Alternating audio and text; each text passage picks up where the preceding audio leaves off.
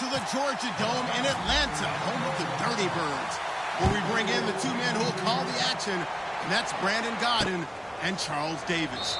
Gentlemen. Thank you very much, Larry. You are looking live at the Georgia Dome here in downtown Atlanta. Coming up, we've got what can only be described as a mirror image matchup between the Atlanta Falcons and themselves.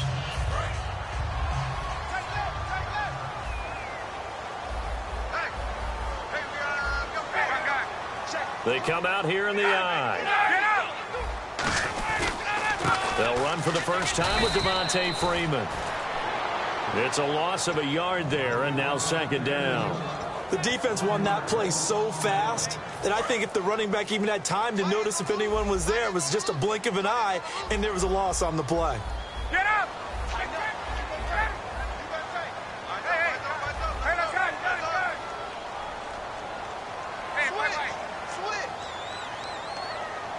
The wide receiver moving to a new spot.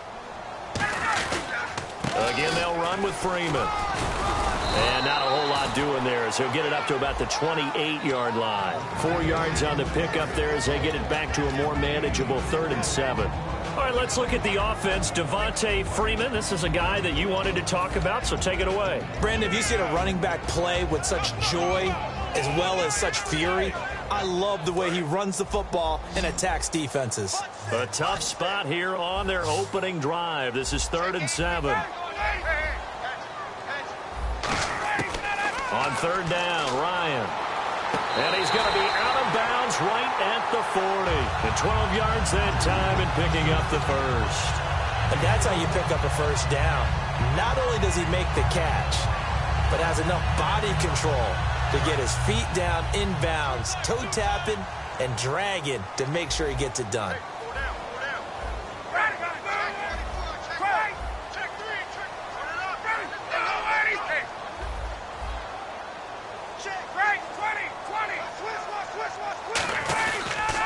The former Indiana Hoosier here, Tevin Coleman. Just a yard on the first down carry, so it's 2nd and 9. Here's a look at the young Atlanta Falcons, although next year, obviously, everyone will be a year older. So rookies like Deion Jones, Keanu Neal, Devondre Campbell, an extra year, well, their only year, but a year under their belt now to get better. They're just young and growing, aren't they? I mean, I expect their play to continue to accelerate and elevate. And think about the building blocks they had in front of them. Second-year guys in 2016 who had big years. Grady Jarrett, a monster in the Super Bowl, tied a sack record in that game against New England. And Vic Beasley led the NFL in sacks for the regular season with 15.5 and also had 6 forced fumbles. Oh, design run for their wideout. Give him 3 yards, and now they're left needing a conversion here on 3rd and 6. Well, it certainly appears that in this game, someone has decided they're going to open up their playbook. First quarter, and we see that play. I like their style. And he's got his man in stride, complete. And Brandon, I think Mohamed Sanu had a nice career while he was in Cincinnati, but he really elevated 2016 in Atlanta. The most catches for himself in a single season. 59 of them, 4 touchdowns. Really a nice compliment to Julio Jones, and he was a nice compliment in Cincinnati. I don't want to say he's not a number 1 receiver, but he plays that number 2 slot well, doesn't he? He does, and I think it's because of his versatility. He can play in the slot. He can play out wide. They can use him as a wildcat quarterback. He has thrown passes in the NFL. In fact, going back to his days at Rutgers, I think he threw 18 passes while he was at Rutgers, so you never know what you're going to get when Mohamed Sanu has his hands on the football.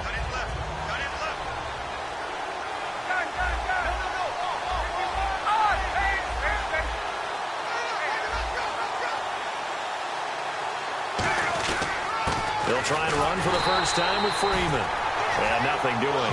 He's immediately taken down at the line of scrimmage. That's going to go as a loss of a yard, and it'll be 2nd down. And he motions the wide receiver. On 2nd down, Ryan. This one complete to Mohamed Sanu. And he gets this inside the 35-yard line. That one goes for 13 yards, and it moves the sticks. That was a nicely run slant route, and what the receiver's trying to do is make the defender think he's going upfield for a deeper route and then breaks it off, usually after about 3 to 4 steps, and cuts towards the middle of the field. And now what he's trying to do is use his body to keep the defender away from the football and get the quarterback a really nice target. And a lot of the weight of this offense falls on the shoulders of the running back. That's because the offense knows if they give him any openings, any opportunities, he can turn it into a big play at any time.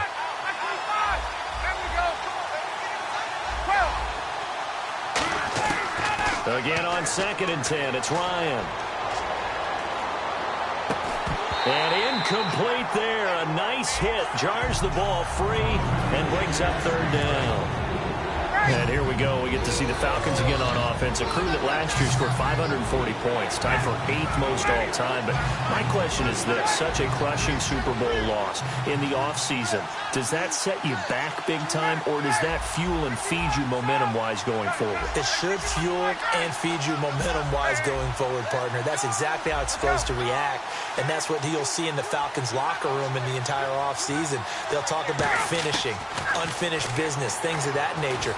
But we have seen where teams have not recovered from it. Remember the Rams? They got to a Super Bowl, got beat by the Patriots, didn't get back there again.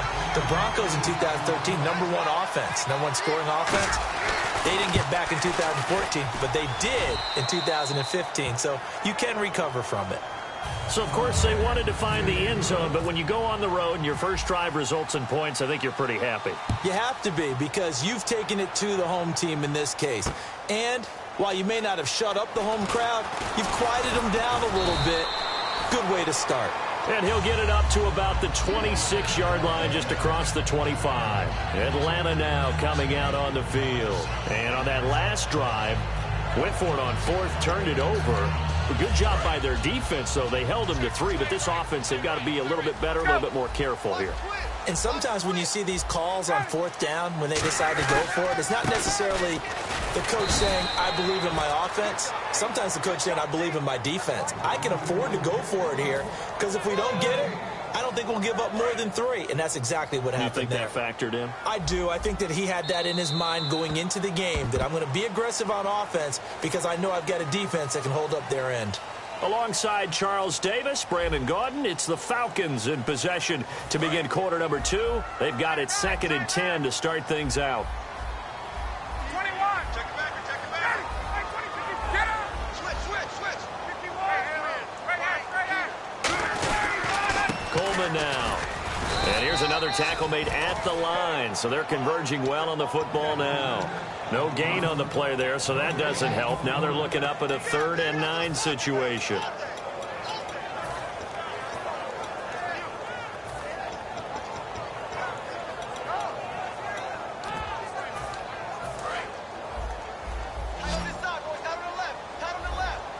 And for the Falcons, 5 men in the secondary, now on 3rd. We got 3, fellas. We got 3. Hey, check. Let's go. From the gun on 3rd down, Ryan. He's got time in the pocket. He's going to launch this thing. It's caught inside the 25.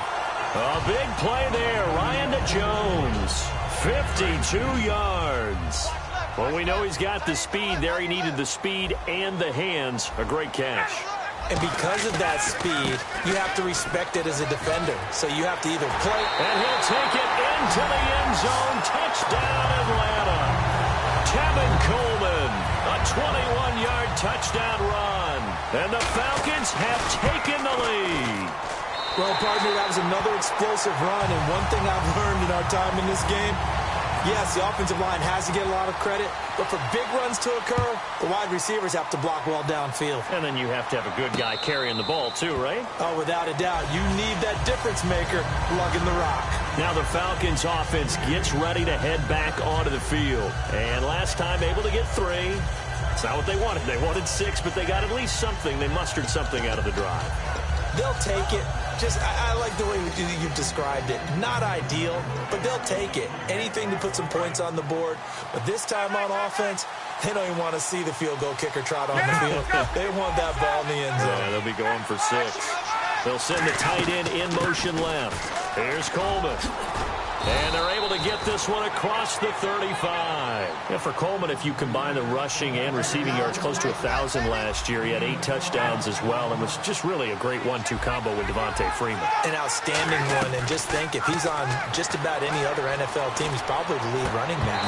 And Devontae Freeman gets the bulk of the carries. But Coleman, when he does get his hands on the football, he really produces in a big way, speaking of the numbers you just gave. Steve, you wanted to get your thoughts just on the landscape of the offseason for each of these teams. Super Bowl in the rearview mirror, but so much going on. People look at the draft a lot, but there's a lot more that goes into the offseason for these front offices, is there not? It certainly is, and then even before we get to the draft, you start with the Combine, that's held in Indianapolis every year, and you have about 350 of the top prospects coming together to get their physicals and interviews and on-field performance, and all that'll get evaluated along with their game tape. And then you got the free agents. All right, that starts, I believe, in early March, where now the free agents can start moving around to different teams, so your team's starting to take a little bit of shape there, free agency, because then the draft's coming up. You're trying to put your team together with new draft picks, have everyone start to move in one direction. And then you have the OTAs and minicamps. We get to see them on the field for the first time. And we start to get a better idea of how these teams are going to look when the fall begins. And this is Gabriel on the catch. And he's able to get this one down to the 40-yard line. They give him 13 yards there on the play and a fresh set of downs. When you see zone defense and you know you've got a drag route on as your primary call, you've got to be really careful as a passer about how far you let your guy go, because he might wander into some tough coverage. And this one's incomplete. They were looking that time to get it to Justin Hardy. And now it's second down. I hope I don't sound too rah-rah on that one, but that's the exact right throw. Either your receiver gets it or no one gets it. Give him a lot of credit for being really precise with it. Got rid of it. No one got it. Second down following the incompletion. And the D-line pinching together, must be expecting the run. Looks like the defense in press coverage here. Second and 10 now. Ryan. Sanu with a grab over the middle. And he's going to get it down to the 33-yard line here. 2 minutes to play here in the first half. We're back to Atlanta right after this timeout. 7th play of the drive now as they come up on a 3rd and 3. Halfback sent in motion. Ryan now to throw on 3rd down. It's caught. Jones. And he's going to get the first down here as he's taken down at the 22. And that's the connection, Ryan to Jones, that this defense obviously has to key in on. Certainly feels like they got the party started with that one, doesn't it? And when those two get in sync, it just scares the heck out of defenses, because he can hit Julio Jones in a short zone, and he can take it the whole way. Sanu, the man in motion left. Ryan, he goes underneath to Freeman. Stiff-armed another. You know how hard it is to fight that off? 18 yards there, and it'll be a 1st and goal. So many times you hear today's NFL described as a space game. Get your best players into space with the football in their hands. That's why sometimes you just swing it out to your runner, get him out in the flat. And the Falcons going to use another timeout. So that means they're down to 1 remaining here as we head toward halftime. Hey, give them credit. That's a good, solid game there on the sneak, because it all comes together. Enough space, get forward, gain yardage. Well done.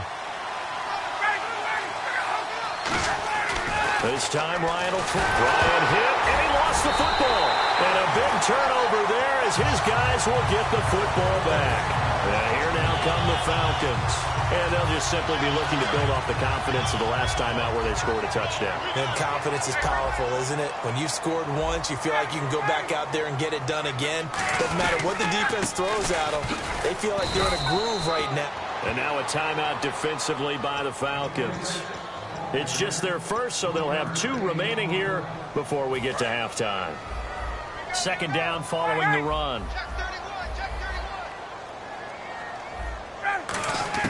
On second down, Ryan. Flush to his right. Now he'll let it go deep right side. And the hit jarred it loose. It's incomplete. But they went for the big play there. But that drop could really hurt their momentum.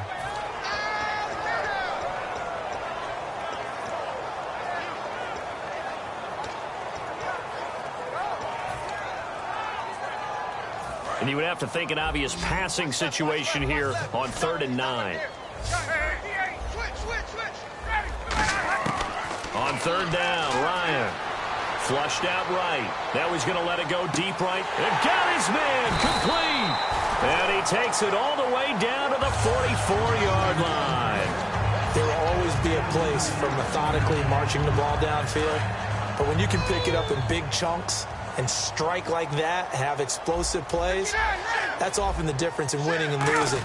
Those types of plays that can knock a defense off balance, that'll drive a team towards a victory. And he's going to get this inside the 30. It's a gain of 17 that time.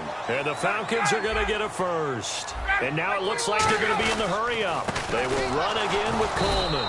And he is going to lose yardage here. It's a loss of a yard there, and now 2nd down. So on 2nd down, the field goal unit is on here as they try to get 3 before half. From the right hash, this from 45 yards away.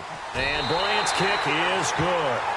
So we've hit intermission. It's halftime. This is the NFL, and it's a presentation of EA Sports. Both teams appear ready for the fight ahead, and we resume action here in quarter number 3. And no return on this one as the fair catch is signaled for and taken. Atlanta now coming out on the field. They're close game, but they're going to need to do a little bit better probably here in half 2, no? I would agree with that totally. I would guess it in the locker room. They talked about cleaning up some of the errors, but overall, I think they wanted to be positive with them. Guys, we're right there. Just not playing as well as we need to. Let's pick it up, and we still have a chance to win this game. Yeah, they do. We'll see if they can pick it up. And now they're in the hurry-up. There are so many things to watch for when you play defense. And reading your keys, you always hear about that, and having your eyes in the right place. Sometimes your eyes can fool you. How about that play action there that sprang the big guy, didn't it? Able to dump it over the top to him. Little lull in the action here to go over an offseason storyline. It's kind of interesting. L.A. a couple years ago, they have no teams, and now they're going to have 2 with the move from San Diego to L.A. What does that mean for the league and for the Chargers? It seems like an easier transition, doesn't it, than St. Louis when they moved back to Los Angeles. Less culture shock. Less culture shock, less, obviously geography, the whole deal. But it's a transition that still is not going to be easy. Remember, they're going to go play in a soccer stadium, essentially, for at least the first couple of years before they share a stadium with the Rams. So that changes things. Obviously, trying to create an identity in the market they haven't been in a long time. They began as the Los Angeles Chargers, but only played 1 season as such. And the wideout in motion. They'll indeed go for it with Ryan. The left side completion to Jones. 6 yards on the pickup, and they're able to pick up the conversion here on 4th down. They're going to hurry back to the line now. Now a play fake here on 1st down. Oh, the ball comes out on the hit, but they'll say it's incomplete. The Pro Bowl wideout Julio Jones is intended receiver, and that'll bring up 2nd down. Well, pretty good coverage there, and both of these defenses, they've had good coverage throughout this one. No doubt about it, and in today's NFL, where we're used to a bit more scoring, this feels almost like a well-pitched game in baseball on both sides where the tension continues to build. Who's going to make the big play? An ex-teammate used to tell me all the time, I hate experienced quarterbacks because no matter what, you really can't hide what you're doing. And I think that right there, he knew right away where the blitz was coming from, where his primary guy was going to be, and he ended up going to a secondary target for a nice game. I was just going to ask you, that wasn't the primary target. He's so good at that, isn't it? I think he knew right away that he wasn't going to get to his primary guy. I think he read that as soon as he got to the line of scrimmage, knew where the pressure was going to come from, and said, I know how to beat that, and that's what he did.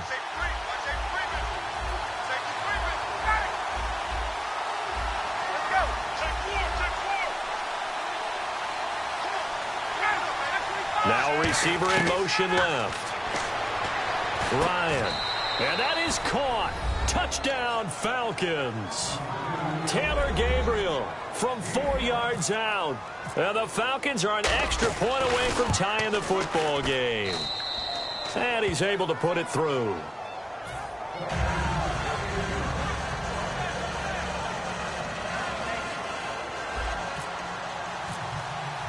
So we're right back where we started, all even as the kick's away. That'll be taken in the end zone. And this return net's positive as he gets past the...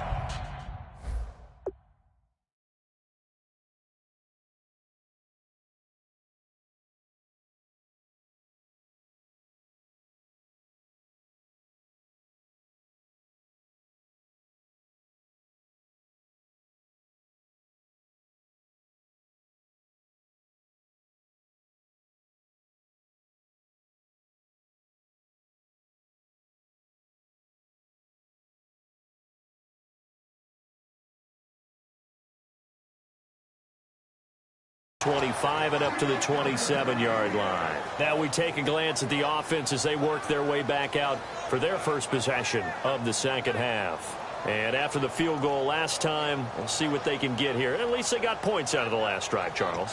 I never met an offensive coach that didn't want to drive to end with a kick. Most of them wanted to end with a PAT, right? In this case, a field goal, they'll take it way better than the alternative, which is a punt. Yeah, but you met fan bases that wanted that weren't happy with that field goal. I haven't met a fan base yet that wants to drive to end with a kick other than the extra point. That's it. And after the play on the ground, that brings up second down here. They come out here in the eye. Get up!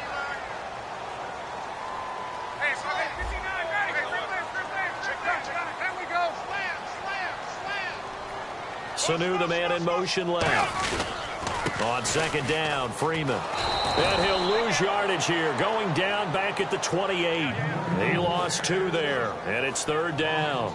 And the offense there, the O-line, everybody really on offense, they were just manhandled at the point of attack. Yeah, you could pretty much call them all out, couldn't you? Almost by name, right? That was a very tough sequence for the offensive line. But how about that defensive front creating a new line of scrimmage and creating a lost yardage possibility? So here we go now, an extra defensive back in there on 3rd and 10. Get up! Check. Crunch. Let's go, baby. In motion goes the tight end. Left, Let's go, Stans. Make some noise. Kick.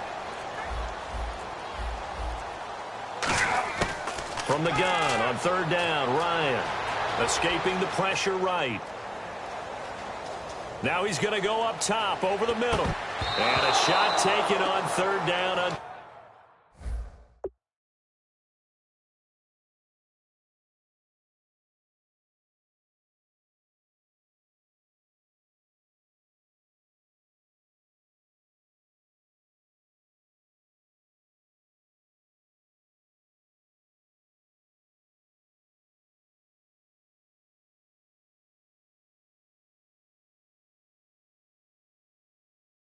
Successful.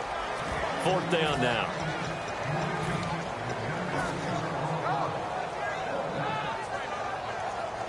Looks like Ryan's going to stay out there. Indeed, they're going to try for this on 4th down. Here we go on 4th down with Ryan. Eluding the pressure right. And he's brought down. Can't do anything with a football. It's a sack and a turnover on downs. Atlanta now coming out on the field. And they were able to punch it in the end zone last time. They'll be looking to do that again here for the defense. Obviously, they'll be looking to stop them from punching it back in the end zone. It always is punch-counter-punch, isn't it? And which team has the advantage? Well, let's just go back. Last time on offense, they rolled downfield, got into a good rhythm. You can see a little more bounce in and out of the huddle. You can see the sideline really get into the game. So defensively, you're thinking to yourself, how do we take that away from them? How do we get the advantage back? Let's see what they come up with. I think pressure is always the first way to go. You love pressure. I love it. Let's see if they dial it up this drive. Looking to speed things up here, going with some tempo. They'll run it now out of the gun. They got 2 of the 3 they needed there. It leaves them with 3rd and just a yard. Partner, we know today's NFL is really built around the guy throwing the football. But these short runs, they still pay dividends because they can take their toll on a defense and they can add up as the game goes along. You control the clock, you control the ball, and that way you often control the game. They go play action here on 1st down. Oh, and this ball's tipped and intercepted. A great read, and it's picked off. And it's a big turn.